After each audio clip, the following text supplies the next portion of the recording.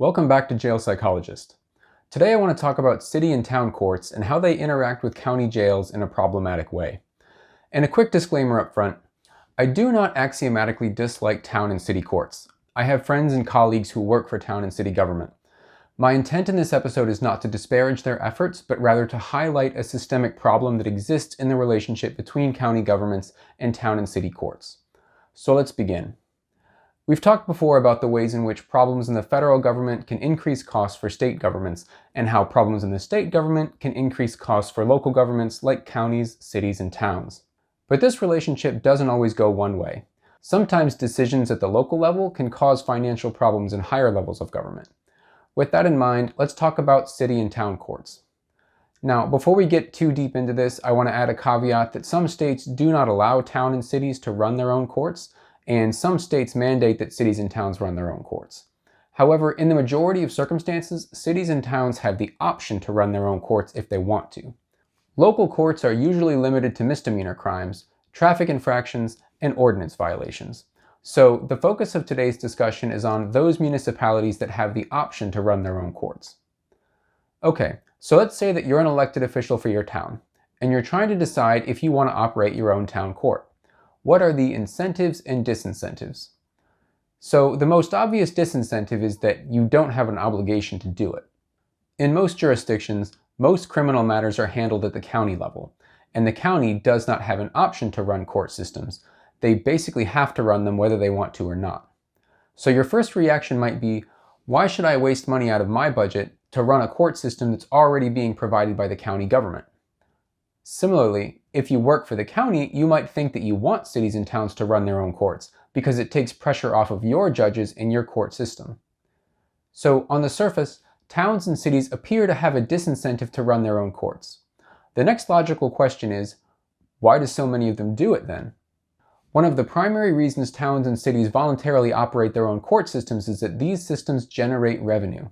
Now, some municipalities may operate courts for local control, not just revenue, but revenue retention is a powerful incentive. So how do local courts generate revenue? They do this through court fees, fines, and bail. We've talked about bail before. The court makes you pay a sum of money to get out of jail now, and if you fail to come back to your court date, then they keep the money. But what about fines and fees?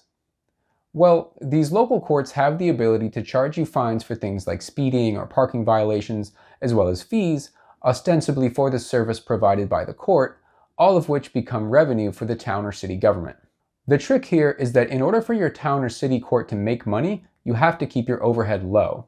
If you can get away with it, you want to have one judge and to run court 1 day per week. This way you only have to pay a judge and the court staff for 1 day's worth of work, or maybe a little more than this because they have to do some other duties beyond just being actually in court. By keeping overhead low, you maximize the amount of money you're making off of fines, fees, and bail. Now, there's another reason why local politicians like these courts so much. This is because they generate revenue in a way that most people in the local population are not consciously aware of. What I mean by this is that everyone notices when a local government wants to raise property taxes, but almost no one notices how much money their government makes from court fees. Running a city or town court allows politicians to bring in money while keeping local taxes low. Now, it could be argued that things like cash bail, court fees, and fines are a form of regressive taxation in themselves, which is a discussion worth having, but we'll table that for now. So what's the problem with all of this? Why is this potentially a bad thing? Well, the problem comes into play when you consider the cost of incarceration. City and towns may opt to run their own court systems. However, in most cases, this does not then require them to run their own jails, nor does it require them to contribute to the cost of incarcerating people in the county jail. This creates a huge mismatch between the incentives of the city and town governments and the incentives of the county government. The county are the ones paying for the jail. This includes building maintenance, staffing, supplies, and every other thing. Jails are expensive to run, with costs typically exceeding $100 per day per inmate. In my jail, it's closer to $120 a day. So some quick napkin math. If it was a clean $100 a day and you had 1,000 inmates in your jail, 100 times 1,000 times 365, then your jail cost would be roughly $36.5 million per year. Elected officials and budget officers at the county level are acutely aware of this expense. In my county, I participate in our Justice Reinvestment Advisory Committee, or JRAC, with department heads throughout the criminal justice system. This committee routinely meets to discuss the cost of running the jail and how to keep these costs down. So county governments have an incentive to keep people out of jail, and when people have to come to jail, to keep them in the jail for as short a time as possible without risking public safety.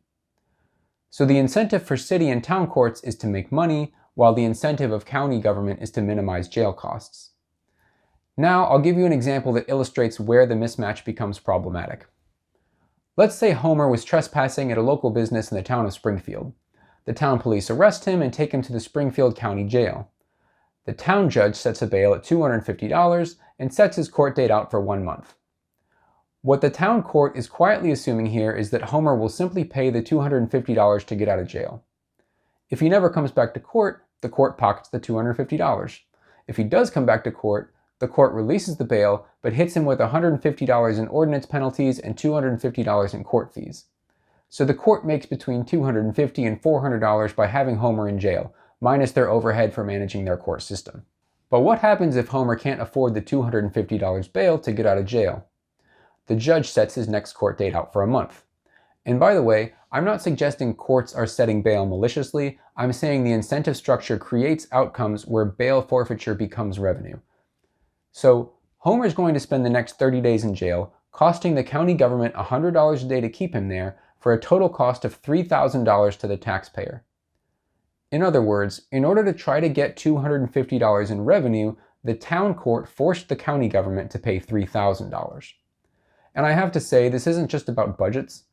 Every time someone sits in jail for 30 days over $250, we're not just misallocating money, we're destabilizing someone who's already on the edge. The type of person who can't afford $250 to bail out of jail is very likely also homeless and/or mentally ill. So what happens when their court date comes up 30 days later? First, they might refuse to even go to court, which happens quite often with people who are homeless or mentally ill. Even if they go, they still won't be able to afford bail, so either the court releases them on their own recognizance, or the court keeps them in jail for longer, either because they're hoping on a long shot that the inmate somehow comes up with bail, or in order to stretch out the time they spend in jail so that the court can eventually just release them time served, which means that the inmate spent an appropriate amount of time in jail to have served their sentence even if they were found guilty. If the court chooses to just release the inmate after a month, all this does is kick the can down the road. The inmate is very unlikely to come back to his scheduled court date, which is going to result in a bench warrant for his arrest and start this whole cycle over again. If the court chooses to leave the inmate in jail, this compounds an already significant waste of resources. I have personally seen on numerous occasions city and town courts hold someone in the county jail for 6 months, pre-trial, on low-level, non-violent charges because the inmate can't pay $250 in fees. In the meanwhile, the county government spent $18,000 keeping them in the county jail. So if you're a taxpayer in my county, you paid $18,000 so that one of the towns in our county could try and fail to get $250 from someone who is already financially destitute. It would be hard to design a system that misallocates resources more dramatically than this. So how do we fix this problem? As with most problems, there are multiple solutions here, but the one I want to propose is simple and elegant because all it does is shift incentives in this equation. What I recommend is that county governments charge city and town governments a per diem fee for housing people in the jail on behalf of city and town courts. Right now, towns can generate revenue while counties absorb costs, and that's backwards. The level of government that creates the jail bill should share the jail bill. This would still allow city and town courts to utilize the jail, and they could still operate their courts and collect fees and fines. However, it would incentivize them to resolve their cases quickly and disincentivize leaving people in jail for long periods of time on misdemeanor charges. For example, if the town court was trying to collect a $250 fee, but they had to pay a $30 per day per diem, then after about a week of keeping someone in jail, the local court has already spent $210 of the $250 they planned to collect from the fees and are quickly approaching a threshold at which they are actually losing money by jailing someone even if they manage to collect the fees. A structure like this would significantly reduce the incentive to hold people in jail for extended periods on low-level charges. I also want to emphasize here that nothing about this proposal prevents municipalities from enforcing ordinances or making arrests. At the same time, it doesn't completely disincentivize municipalities from having their own courts. And that's important because if local courts operate efficiently, they can have a symbiotic relationship with counties by reducing the strain on county courts. To be fair, some municipal courts operate efficiently and work collaboratively with county officials. The problem arises when financial incentives are misaligned. So this concludes our analysis of how misaligned incentives between municipal and county governments can cause inefficiencies in the criminal justice system and in government as a whole. That's all the time we have for our session today. I'll see you next week.